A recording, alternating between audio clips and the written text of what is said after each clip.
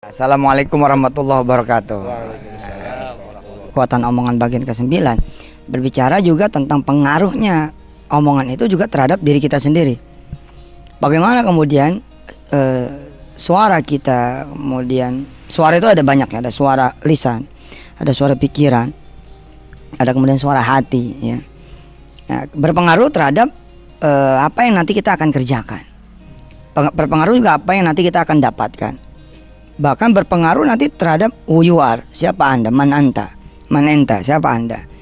Dalam satu kesempatan saya ngelihat satu tayangan televisi dari seorang penulis hebat. Dan saya yakin dia berulang kali bicara seperti itu.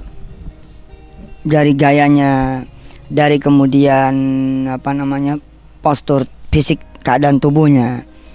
Apa yang dia katakan? Nih orang hebat ini, udah ngikut kemudian bukunya udah dicetak di 30-an negara, udah diterjemahkan di 30-an negara. Ini orang hebat, asal orang hebat. Dan saya insya Allah tetap adore him ya, tetap mengagumi dia dalam batas-batas yang tertentu. Artinya jarang ada orang yang bisa seperti dia. Saya berharap mendengar kemudian interview yang hebat sekali dan benar, hebat sekali. Kecuali satu hal itu saya menjadi belajar. Jadi tidak jelek ini. Saya jadi belajar untuk kemudian jangan seperti itu. Untuk kemudian menyempurnakan. Apa kata beliau? Saya bisa menjadi penulis hebat. Walaupun ya masa lalu saya susah. Nah, ini nggak perlu. Karena dia harus berterima kasih kepada masa lalunya justru. Andai dia tidak bermasa lalu susah, nggak mungkin dia begitu. Jadi harus thanks to the past gitu loh. Harus berterima kasih terhadap masa lalu. Ya enggak? Syakarna ya ma waqa'a fil madhi. Kita harus bersyukur terhadap apa yang terjadi di masa lalu. Saya tuh berterima kasih ya. Andai dulu saya tidak susah, itu tuh better gitu loh, itu lebih baik. Mungkin saya tidak akan ada di sini, saya hidup nyaman, saya tidak akan fight, tidak akan bertarung untuk memenangkan kehidupan. Saya bilang, tapi itu adalah hebat. Kenapa tontonan itu hebat? Tontonan itu hebat. Kenapa? Karena akhirnya saya jadi belajar.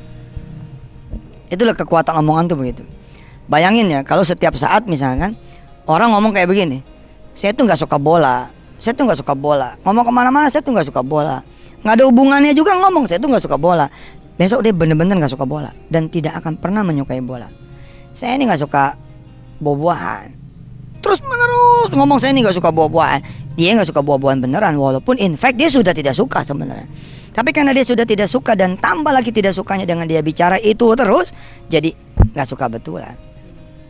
Saya ini gak bisa matematika beneran deh, gak bisa bener, mau dipaksa kayak apa juga gak bisa. Gak usah ada yang maksa sebenarnya, tapi kamu aja coba yang merubah kalimatnya.